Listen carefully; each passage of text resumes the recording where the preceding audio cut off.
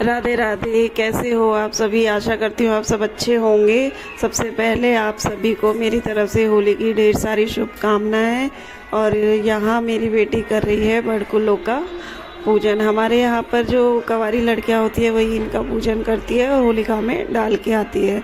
तो यहाँ कर रही है बेटी बड़कुलों का पूजन। सबसे पहले उसने दिए जल के छींटे, फिर लगाएगी रोली, चावल, कलावा और उसके बाद जल का आचमन करवा के और फिर इसको बड़कुले की माला को लेकर जाएगी जहाँ होलिका जलेगी वहाँ, और उसने डाल कर आएगी। तो जब हम छोटे थे हाँ, तो हमारी मम्मी हमसे भी इसी तरीके से बड़कुलों का पूजन करवाती थी और हम फिर उन्हें डाल कर आते थे। और ये माला जितने घर में बेटे होते हैं उतनी ही माला बनाई जाती है और बहन ही इसका पूजन करके और होलिका में डाल कर आती है।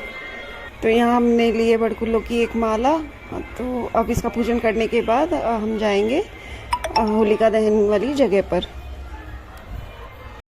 होली का पूजन हमारे यहाँ 2 बार किया जाता है। एक बार होली जलने से पहले और एक बार होली जब जलती है होलिका तब उस समय पूजन किया जाता है।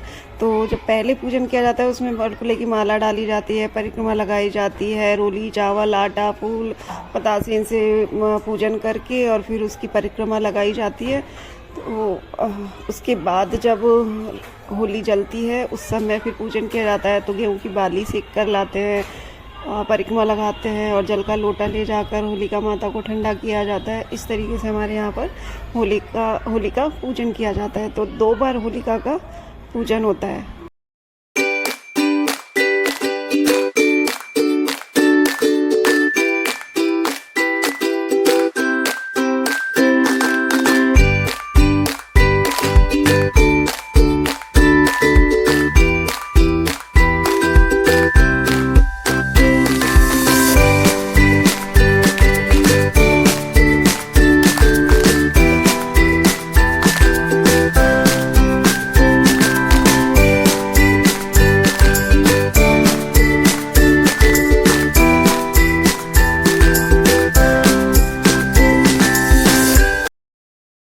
और अब बेटी ने कर दिया है बड़कुलों का पूजन और हाथ जोड़कर और हम जाएंगे इसको डालने के लिए। तो यहाँ हम दोनों मम्मी बेटी जा रहे हैं बड़कुलों की माला को डालने। तो हम आ गए हैं यहाँ होलिका दहन वाली जगह पर और यहाँ पर मेरे हस्बैंड भी होलिका माता का पूजन कर रहे हैं और बेटी ने बड़कुलों की माला भी इसमें डाल दी है और अब लगाएंगे इसकी परिक्रमा।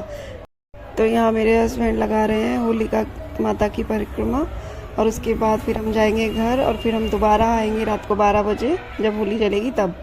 तो हम जा रहे हैं घर और रात के बज गए 12 और हम फिर से होलिका माता का पूजन करने आ गए हैं और यहाँ होली को जला दिया गया है और यहाँ पर 1 लोटे जल से होलिका माता को ठंडा किया है, उसकी फिर से परिक्रमा लगाई है और सबने गेहूँ की बालियों को भी सेका है और इन बालियों को हमारे यहाँ पर प्रसाद रूप में खाया जाता है। 1 साल तक घर में रखा जाता है और व्यापार की जगह पर भी इसके रखा जाता है। होलिका की अग्नि शांत होने के बाद में हम इसकी थोड़ी सी राख लेकर जाएंगे और उस राख को जल में डालकर और हम अगले दिन धुलंडी के दिन इससे नहाएंगे।